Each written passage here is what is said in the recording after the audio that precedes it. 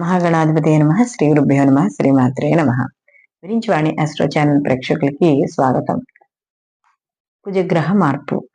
కుజుడు తన ఉచ్చక్షేత్రమైన మకర రాశిలోకి జనవరి 16 నుండి ఫిబ్రవరి 23వ తారీఖు వరకు కూడా ఈయన సంచారం చేయడం అనేది జరుగుతుంది. ఈ కుజగ్రహ మార్పు వల్ల ద్వాదశ రాశుల వారికి శుభాశుభ ఫలితాలు ఈ విధంగా ఉంటాయి.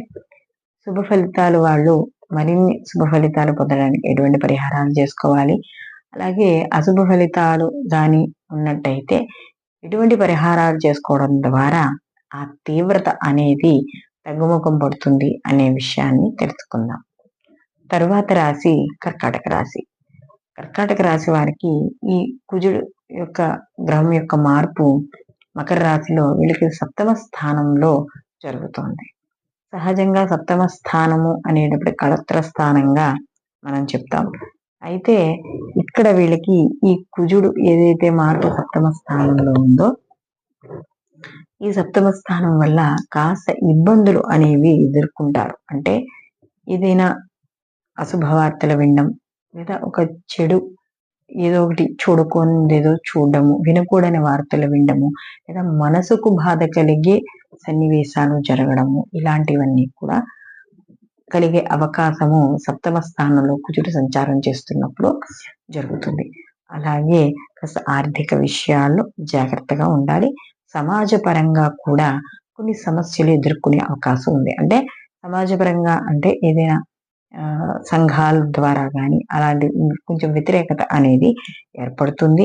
అభిప్రాయ భేదాలు ఉంటాయి. అలాగే ఇంట్లో కూడా భార్యాభర్తల మధ్య కూడా ఇక్కడ కొన్ని భేదాభిప్రాయాలు వచ్చే అవకాశం ఉంది. కాబట్టి అలాంటి విషయాల్లో జాగ్రత్తగా ఉండాలి. అలాగే కుజుడు 7వ స్థానంలో ఉన్నారు కాబట్టి చర్మానికి సంబంధించిన వ్యాధులు, అలాగే కాస్త స్త్రీలు అయితే ముఖ్యంగా గర్భ సంబంధమైన ఇబ్బందులు అనేవి ఎదుర్కోవాల్సి వస్తుంది. కాబట్టి ఇలాంటి వాళ్ళు ఎవరైనా ఆల్రెడీ కాస్త ఇబ్బంది పడుతున్న వాళ్ళు ఉంటే వాళ్ళు జాగ్రత్త అనేది తీసుకోవాలి. అలాగే నేత్రానికి సంబంధించిన విషయాల్లో వాటిలో ఇప్పుడు క్యాటరాక్ట్ ఆపరేషన్స్ ఎవరైనా చేసుకున్నా, లేకపోతే ఆల్రెడీ ఎవరైనా చేయదలుచుకున్నా, ఇలాంటి వాళ్ళకు కూడా చేసుకోవాలనుకుంటున్న వాళ్ళకు కూడా చిన్న చిన్న ఇబ్బందులు అనేవి ఉంటాయి. అలాగే ముఖ్యంగా ఇక్కడ కుటుంబంలో కలహాలు లేదా సరియైన అవగాహన లేకపోవడం. అంటే ఏదైనా ఒక నిర్ణయం తీసుకున్నప్పుడు ఆ నిర్ణయం మీద సరైన అవగాహన కుటుంబ సభ్యులకు కానీ వాళ్ళకి లేకపోవడం వల్ల చిన్న చిన్న సమస్యలు కూడా పెద్దగా కనపడడం అనేది జరుగుతుంది. అలాగే వీళ్ళకి వ్యాపారస్తులు భాగస్వామి వ్యాపారం కానీ లేదా వాళ్ళు వ్యక్తిగతంగా చేస్తున్న వ్యాపారాల్లో కూడా చిన్న చిన్న సమస్యలు, ఆటంకాలు, లేదా ఏదైనా ఎవరినైనా కొత్తగా ఇన్వాల్వ్ చేసినప్పుడు వాళ్ళతో గొడవలు, లేకపోతే మాట పట్టింపులు, ఒక సరైన ఒక అవగాహనకి లేకపోవడం, ఇలాంటివన్నీ కూడా ఈ యొక్క రాశి వాళ్ళ కర్కాటక రాశి వాళ్ళకి ఇక్కడ కనబడుతోంది. అలాగే ముఖ్యంగా ఇక్కడ ఏదైనా ఆర్థికపరమైన విషయాల్లో కానీ వీటిల్లో కానీ వీళ్ళు జాగ్రత్తలు తీసుకుంటూ ఉండాలి.